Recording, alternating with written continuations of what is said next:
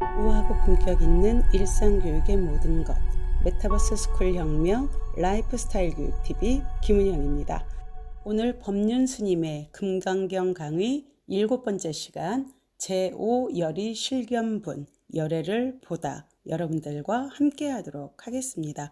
오늘은 먼저 제5열의 실견분의 한글 번역본을 먼저 읽어드리고 법륜 스님의 강의를 같이 나누도록 하겠습니다. 제5열의 실견분 열애를 보다. 수불이여, 그대는 어떻게 생각하느냐? 몸 형상으로 열애를 볼 수 있겠느냐? 없습니다, 세존이시여. 몸 형상으로 열애를 볼 수 없습니다. 왜냐하면 열애께서 말씀하신 몸 형상은 몸 형상이 아니기 때문입니다. 부처님께서 수불이에게 말씀하셨습니다.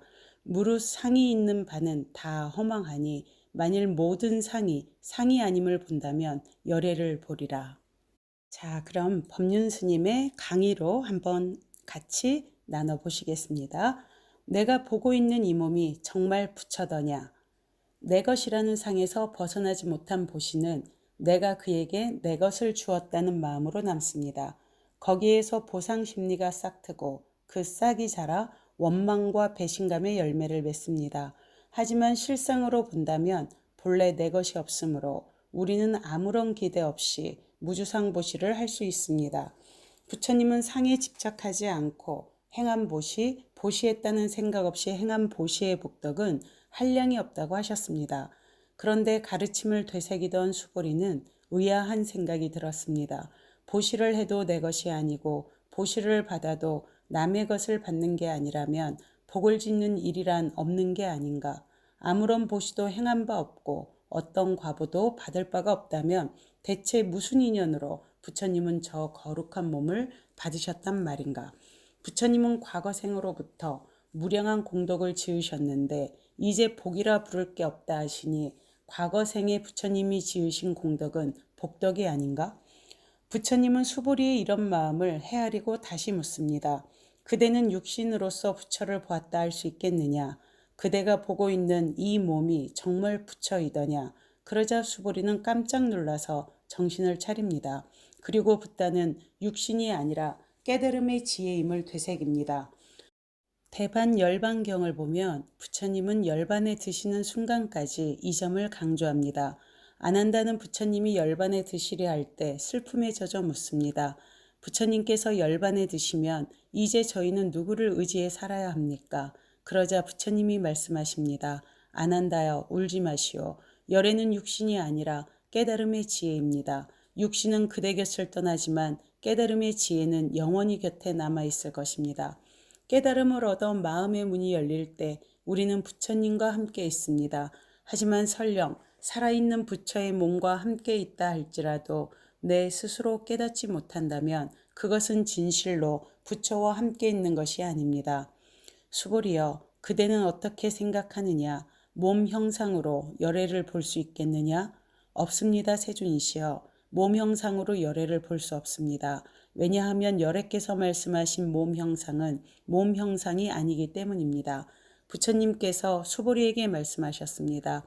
무릇 상이 있는 바는 다 허망하니 만일 모든 상이 아님을 본다면 열애를 보리라. 범소유상, 계시허망, 약견재상비상, 즉견열애는 모든 상에는 고정된 실체가 없으므로 상에 대한 집착을 버릴 때 비로소 세상의 참모습을 보고 자유로운 삶을 살아갈 수 있다는 가르침입니다. 계시허망, 상이 있다는 것은 다 허망하다의 허망은 인생이 허무하다고 말할 때의 허무와는 다른 뜻입니다. 허무는 허전하고 쓸쓸한 마음을 말하는 반면 허망은 인간의 감정이 아닌 상이 물거품과 같아 거짓되고 망령된 것이란 뜻입니다. 허망하다는 것은 영원한 것도 아니고 고유한 실체가 있는 것도 아니라는 뜻입니다. 상이 있는 모든 것은 헛개비 같고 꿈과 같고 아지랑이 같습니다. 금강경에는 상이란 단어가 많이 나옵니다. 제3분에서는 아상, 인상, 중생상, 수자상에 대한 언급이 있었고 제4분에서는 무주상보시에 대한 가르침이 있었습니다. 그런데 3, 4분과 여기 5분의 상은 한자로 모양상자를 사용하지만 그 의미는 조금씩 다릅니다.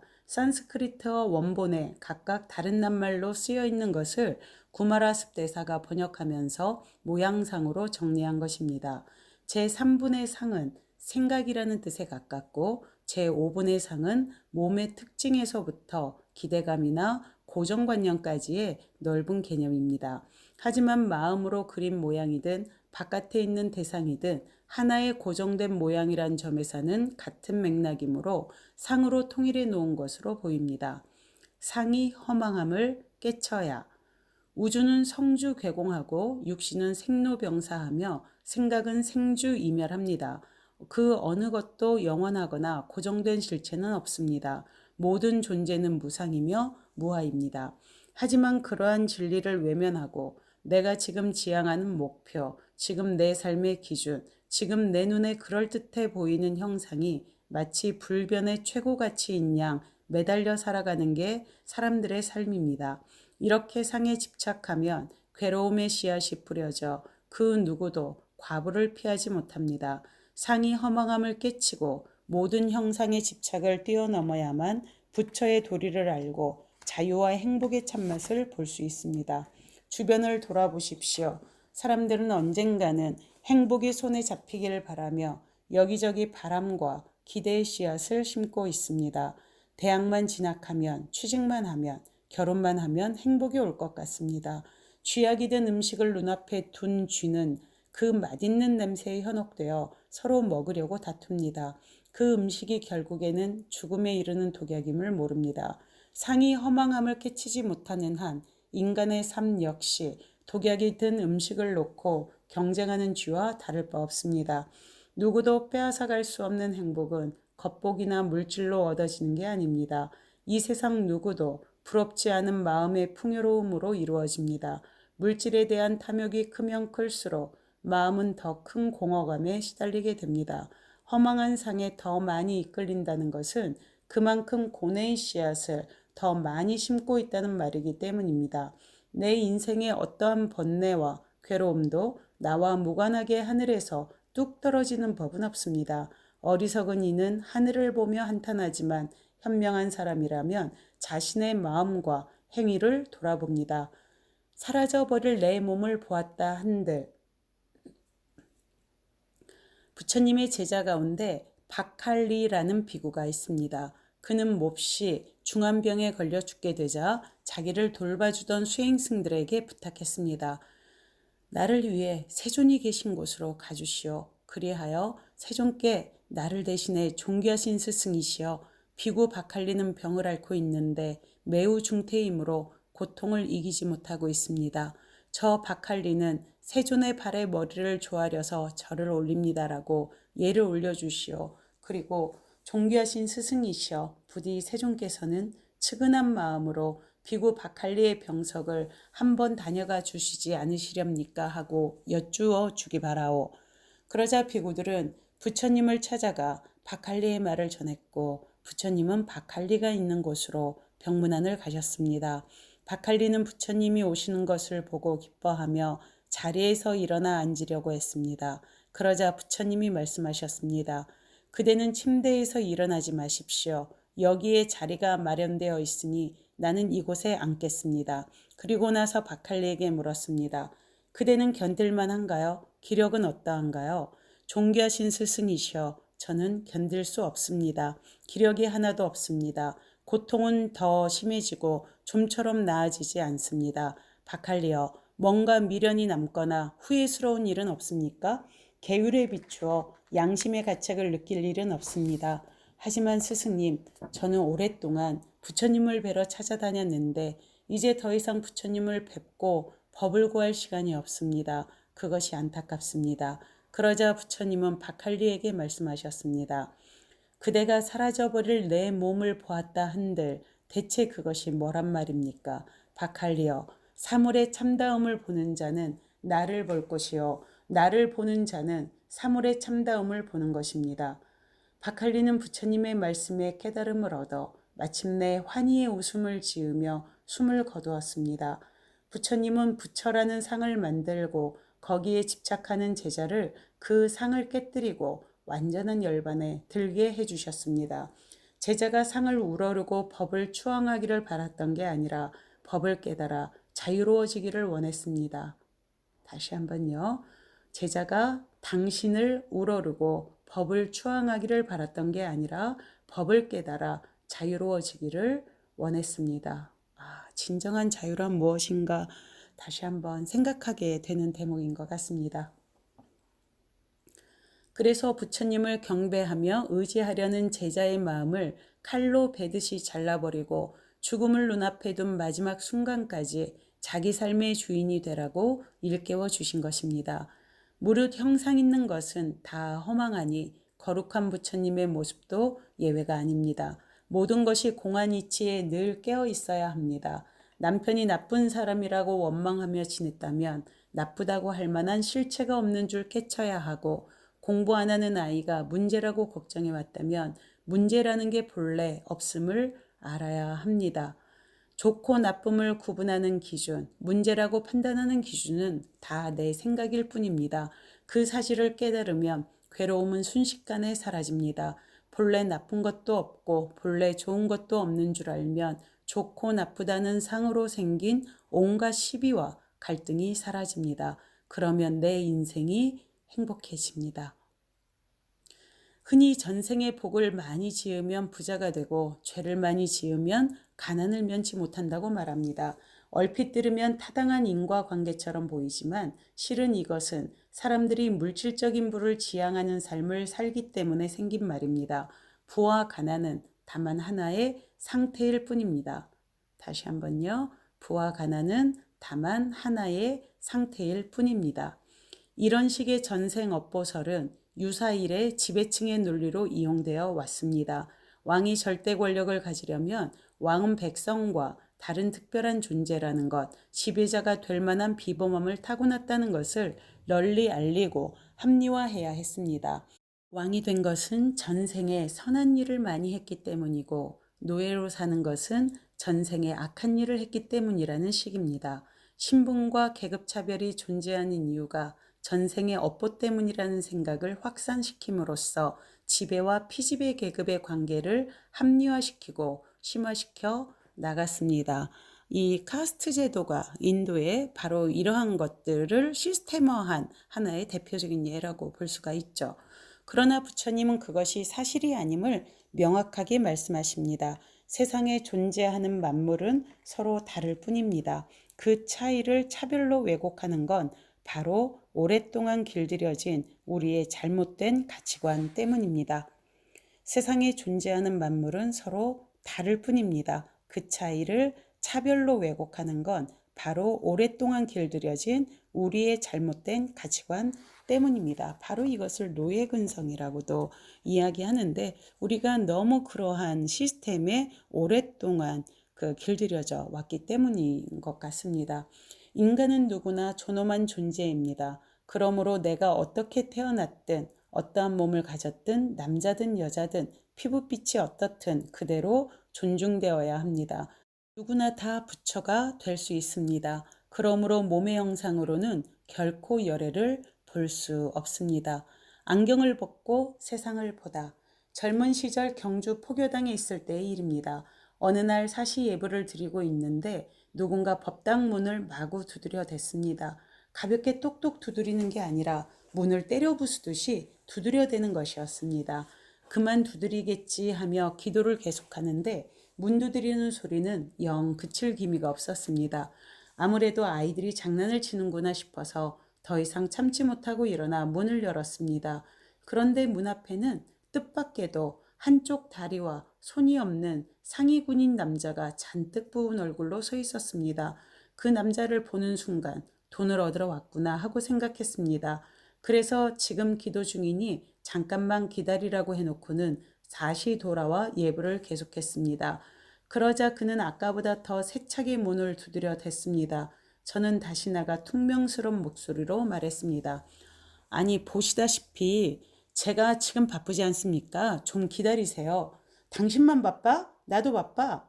아무리 바쁘시더라도 제가 예불 중이잖아요. 또 지금 돈을 가지고 있지 않아요. 예불 마치고 요사에 가서 돈을 가져와야 드릴 수 있습니다. 그러자 그 남자가 버럭 소리를 질렀습니다. 내가 언제 돈 얻으러 왔다 그랬어? 그제야 저는 아차 싶었습니다.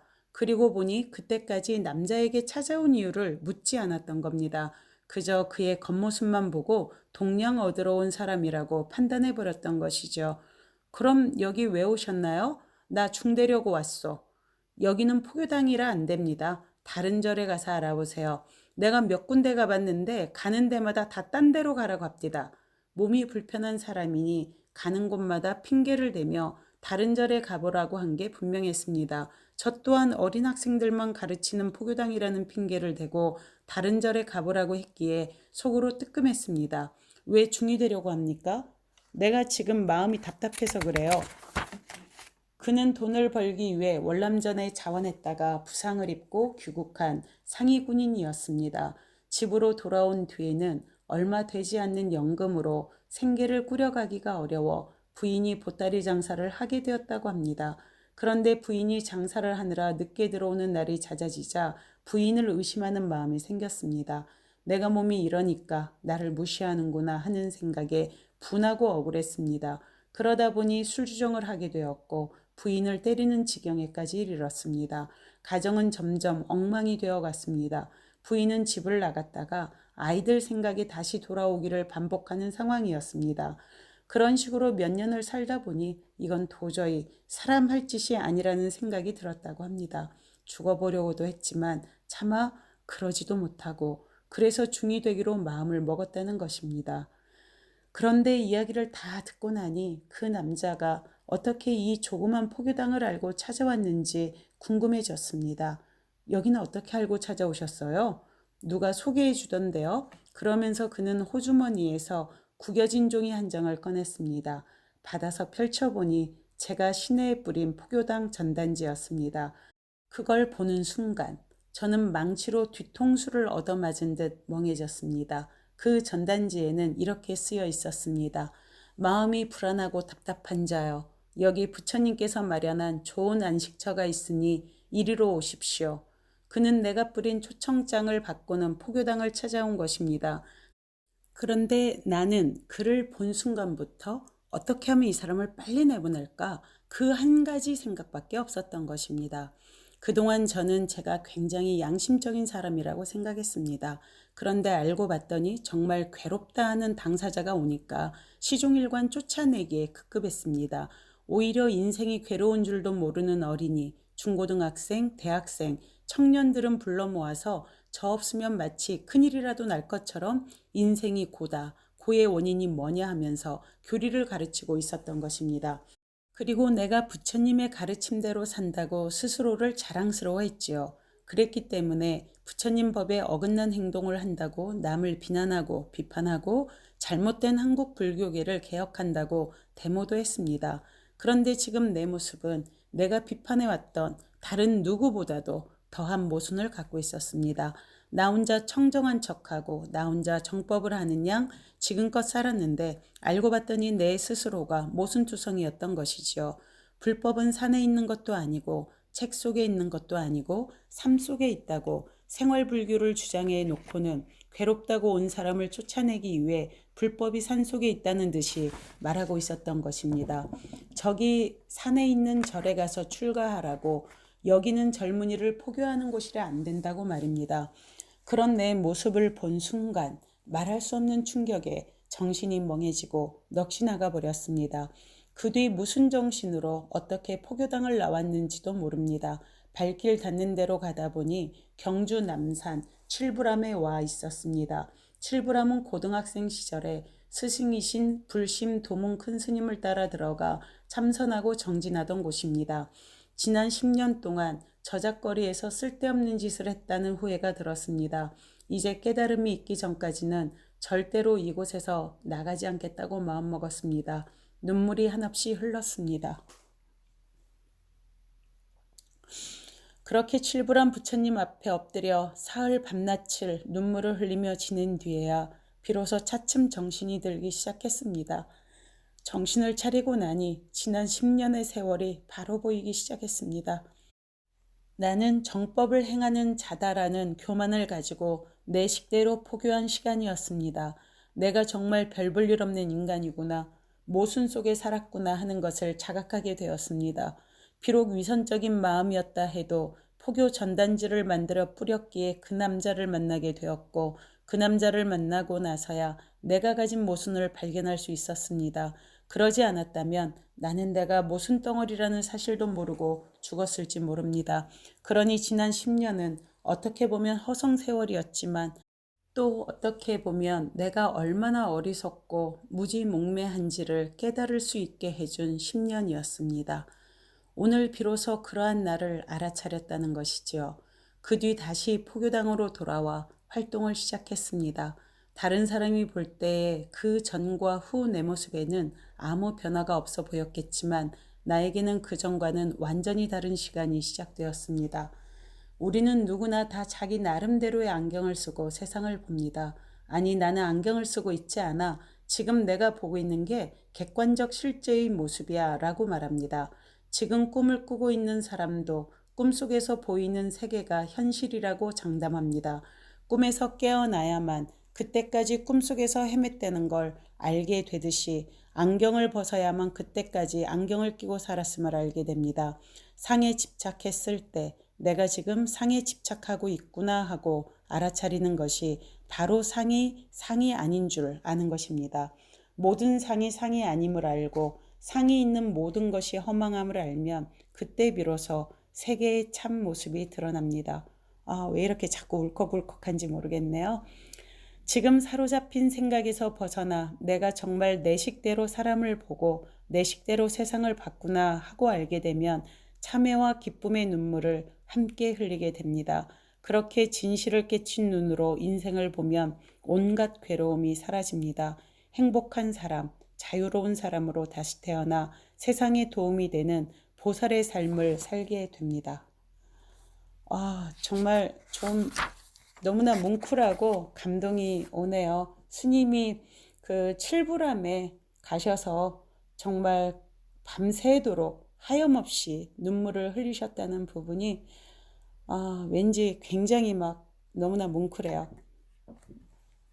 우리도 요즘에 이러한 눈물을 흘리고 또 좀 정화해야 되는 시점이 아닌가라는 생각이 들기도 합니다.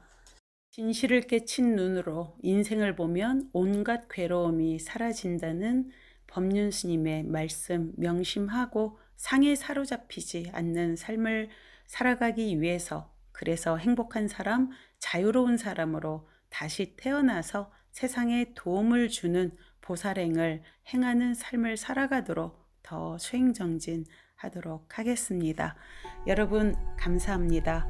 성불하십시오. 법륜 스님께도 깊이 감사드립니다.